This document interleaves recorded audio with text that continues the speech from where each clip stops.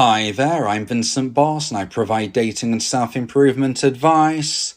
And in today's podcast, we're going to be discussing what your ex is doing.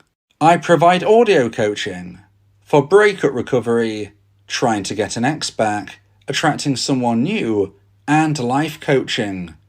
Visit www.dateme.tips for more details. Please check your spam and junk folders if you are expecting an email from me. Check out my socials for extra content. The links are in the description. So now let's get back into today's podcast. And today we are discussing what your ex is doing. So if you have been dumped and want to try to get your ex back, you will likely think about your ex 24/7. Where are they going? Who are they with? And what are they doing? In today's podcast, I'll be discussing 3 likely things your ex is doing. So let's get straight into this, and point number 1 is scrolling social media. Now, if you're a dumpee, I do not suggest you check your ex's social media. If you check your ex's social media, at best you're going to be left confused, and at worst, you're going to be having your heart broken time and time again. And the reason for this is that lots of dumpers will post on social media often. Now, why is this? Well, there can be a few reasons. Obviously, maybe they are someone who just likes posting on social media a lot. Maybe they always did, and maybe they're still doing. But perhaps they are using this as a method of PR, public relations.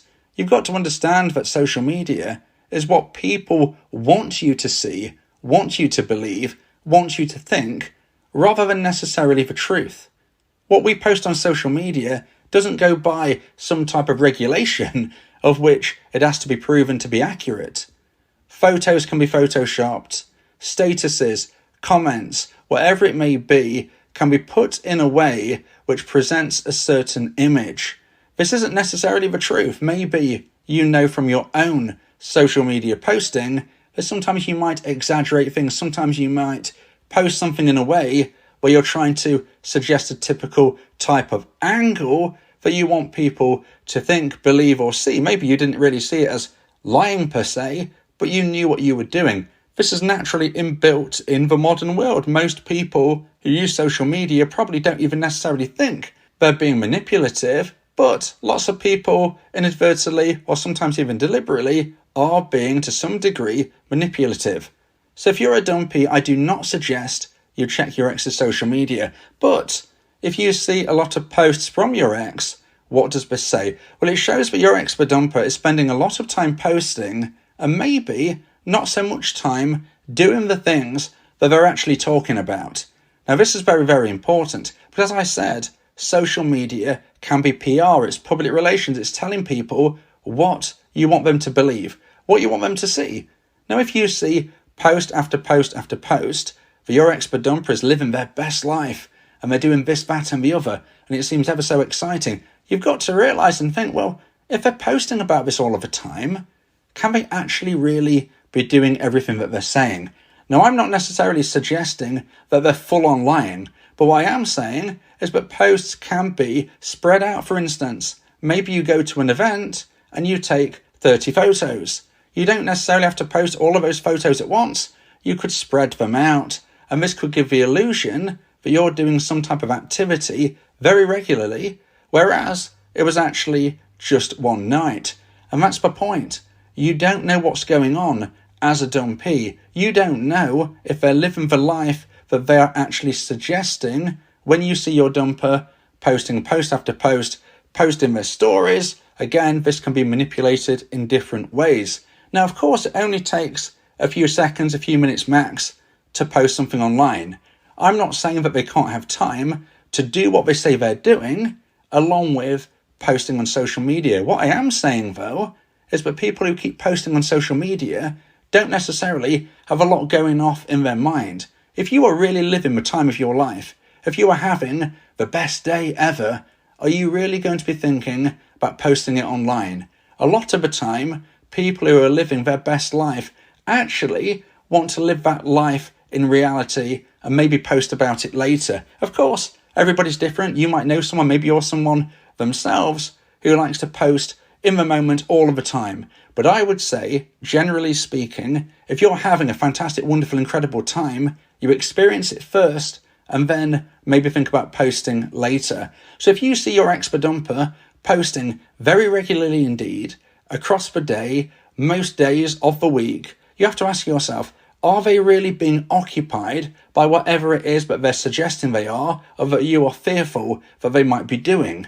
Because if they were, would they really have the mindset to be thinking, oh, you know what, I need to go on social media, I need to post about this, I need to let everybody know that I'm doing this. If you're really living that life, you experience it, you live it, maybe in the future you post about it. And that is why when we consider what your ex-dumper might be doing, well, I would suggest a lot of them are scrolling social media. Because if they're posting on it, they're using it, they're looking at it, they're probably not really doing the things you're actually scared about, which I'm sure is possibly dating new people, maybe living a life which is potentially more exciting with other people than yourself. That is what you might be fearful of. I doubt they're really doing that if they're online all the time. If somebody's living their life online predominantly, are they really doing the things that you're fearful of? Whether or not they're telling you they are, whether or not there seems to be quote-unquote evidence, think about it, ask yourself a question, would you be doing the same? I doubt it. If you're living that life, if you're experiencing those things, I doubt you have the foresight, the time, the energy, the desire to post all day, every week. It's just not likely. So if you see this, just remember that your ex is probably scrolling on social media rather than doing anything which might actually be of fear to you. So now let's get into point number 2 and the second point of today's podcast. Please like this video if you're watching on YouTube and subscribe to the channel. And point number 2 is focusing on work. So today we're speaking about what your ex is doing. And as I've already said, most dumpees are fearful that their ex-dumper is living their best life. Now we have to understand that when a dumper ends a relationship, they do believe they're going to be living a life which is more fulfilling in one way or another outside of your relationship.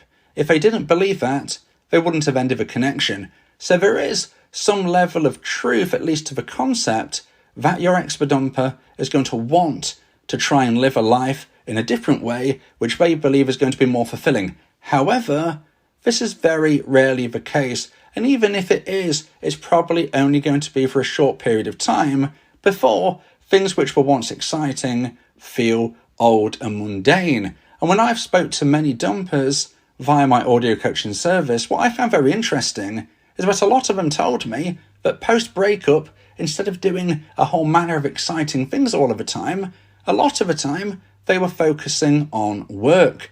Now this doesn't mean they might not go and do something at the weekend perhaps. Yes, absolutely. They're going through something which I refer to as the single honeymoon period, where they're going to be trying new things potentially, meeting new people, maybe reconnecting with old friends. That's a reality, but it's not all day, every day. And a lot of the time, I've been told by a lot of dumpers that they focus their time on work. Now, you as a dumpee will know, sadly, when a breakup takes place, you have a lot more time on your hands. And the reason for this is because, of course, you were with your ex. Now you're not. What are you doing instead? Well, I can't speak for you dumpees, but what I can say is that your ex-dumper is possibly focusing on work. Now, whether this is connected to their own business that they run, that they're really throwing themselves into more, and that is definitely a possibility, because dumpers who do run their own business have told me that is something that they want to do. It's a very easy transition to being someone who has excessive free time now and thinking, you know what, I'm going to invest that time in my business. So if your ex-dumper ran their own business, that is very, very likely indeed that all of this free time that they're all worrying about, what are they doing, who are they with, what's going on, they're probably focusing on their business. You know, that is a very likely outcome. Now, perhaps your ex-dumper doesn't have her own business. Maybe they are an employee and they work for someone else. Well, still, they could be offered overtime, which now they accept, and perhaps back in the day when you two were together, they didn't accept. Maybe now they do accept the overtime. Maybe in one way, shape or another, they're trying to climb that ladder within the business or work that they have. Now, you might think as dumpees, well, that doesn't seem particularly exciting, and that's the fact. It isn't.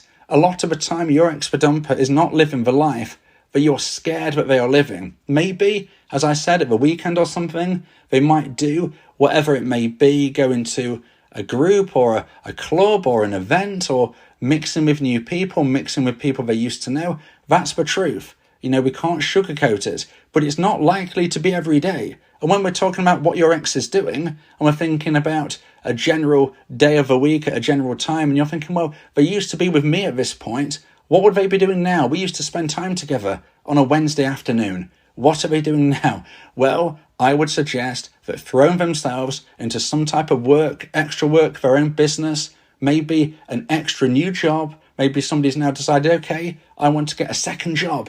That is something which is really, really common for dumpers to do. I've been told it. And if this can help you dumpies just to try and alleviate your mind somewhat, then this is something that you need to realize and remember, because it's not all scary. It's not all meeting new people, going on dates every single day. It's unlikely. It's very unlikely. And much more likely is they're doing something quite boring and they're actually working. Now, if you would like advice and support about how to try and increase the chance of one day getting your ex back, then you may want to consider my audio coaching service, where me and you can speak one-on-one about your unique specific situation.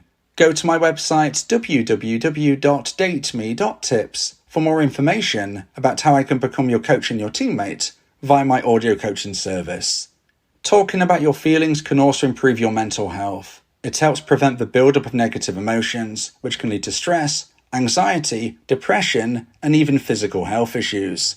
Speak your heart to free your mind.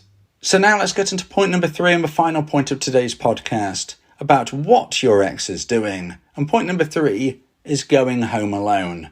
Now remember when I said earlier on that your ex-dumper probably is spending some time doing new things. Maybe they are going to events or clubs or classes or groups. Maybe they have reconnected with old friends. This is the reality. We can't sugarcoat it. We can't hide the truth. Your ex-dumper is going to be spending some time in a likely setting where you obviously, unfortunately, are not there, and they are likely with other people. However, as I said earlier as well, this is not likely to be every single day, maybe once a week or so. But the important thing for you to remember, dumpies, is that most of the time, your ex-dumper is going home alone. Now, I know a lot of dumpies are very fearful that their ex-dumper is dating someone new. Now, is this possible? Yes. Is this likely? No. I would say it is unlikely. Maybe for odd dates here and there, but by and large, it is not going to be anything serious anytime soon.